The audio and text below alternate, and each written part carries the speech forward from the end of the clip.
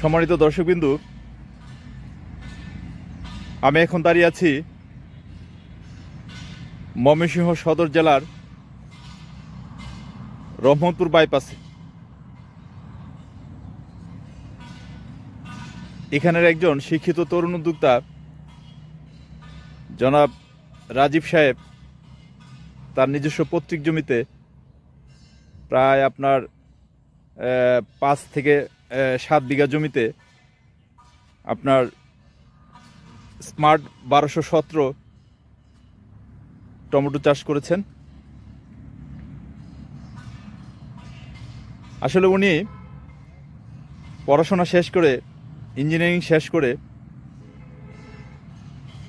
চাকরির পিছনে না ঘুরে উনি আপনার বিভিন্ন ধরনের ব্যবসা বাণিজ্যে জড়িয়ে পড়ে।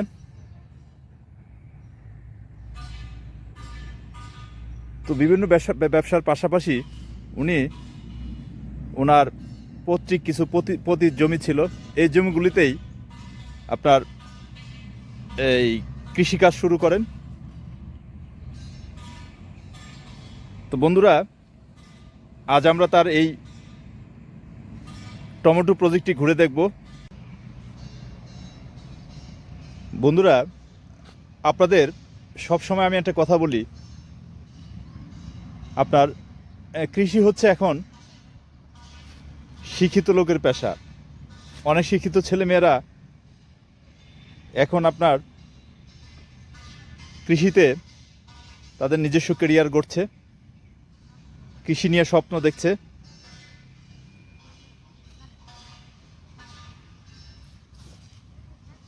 দেখুন বন্ধুরা,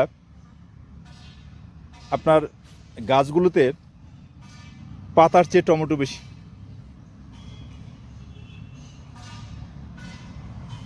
এখনও উনি তেমন একটা হারভেস্ট শুরু করেনি, এবং আপনার গাছগুলো গ্রোথ দেখুন। বন্ধুরা, একটা জিনিস জানেন, আপনারা সবাই জানেন, গত 14 থেকে 15 দিন ধরে আমাদের এই অঞ্চলে প্রচণ্ড শীত ছিল, ঘন কুয়াশা ছিল, কুয়াশার চাদরে সব ঢাকা ছিল, যার কারণে আপনার বিভিন্ন ধরনের গাছগাছালি, টমেটো, বেগুন, শসা, এগুলো প্রায় অনেকটা অসুস্থ হয়ে গিয়েছিল, এবং আপনার এদের বাড়তিটা থমকে গিয়েছিল। আবার আবহাওয়া মোটামুটি ভালো হয়েছে, শীতের প্রকোপটা কিছুটা চলে গেছে। গাছগুলো গ্রোথ দেখুন, এখন 2-1 দিনের ভিতরে এই গাছগুলোর চেহারা টোটালি পাল্টে গেছে। এবং আর একটা জিনিস খেয়াল করুন বন্ধুরা, উনি কিন্তু ওনার টমেটো গাছগুলো আপনার মালচিং পেপারে লাগিয়েছে, এবং আপনার এ আকৃতির প্যাটার্নের আপনার মাচা দিয়েছে। আসলে বলতে গেলে আপনার সম্পূর্ণ পরিকল্পিতভাবে উনি এই টমেটো প্রজেক্টটি করেছেন।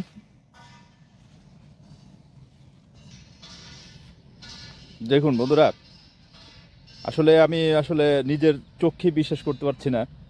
আসলে ওনার গাছগুলো দেখে নিজের প্রাণটাই ভরে গেল। এত সুন্দর ফলন আসলে সচরাচর দেখা যায় না।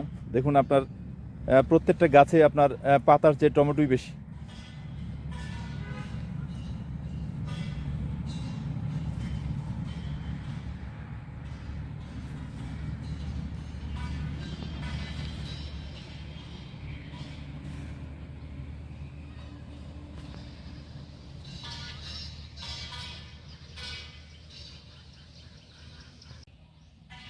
বন্ধুরা, এই পাশটাই দেখুন আপনার,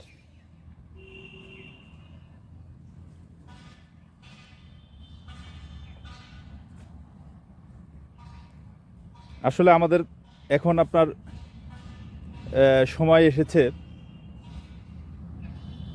আপনার কৃষিতে এখন আপনার আধুনিক প্রযুক্তিগুলো আমাদের ব্যবহার করা দরকার।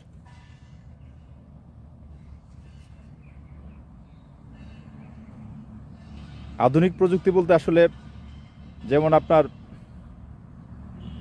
জমিতে আপনার খরচ কমিয়ে অধিক ফসল কীভাবে উৎপাদন করা যায়,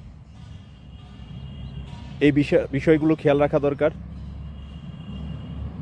এবং আপনার পাশাপাশি আপনার আপনি যে ফসলটা উৎপাদন করছেন, আমরা যারা ভোক্তা আছি, এই ভোক্তাদের জন্য আপনার এই ফসলটা কতটুকু নিরাপদ সেই বিষয়টি মাথা রাখা দরকার। কারণ আপনার ভালো খাবার না হলে আপনার স্বাস্থ্যকর জাতি তৈরি হবে না।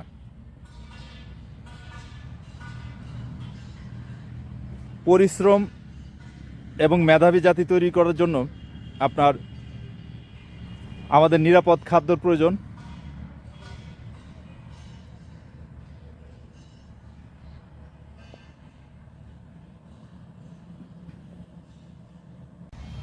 সম্মানিত দর্শকবৃন্দু, এতক্ষণ ধৈর্য ধরে আমাদের সাথে থাকার জন্য আপনাদের সবাইকে ধন্যবাদ।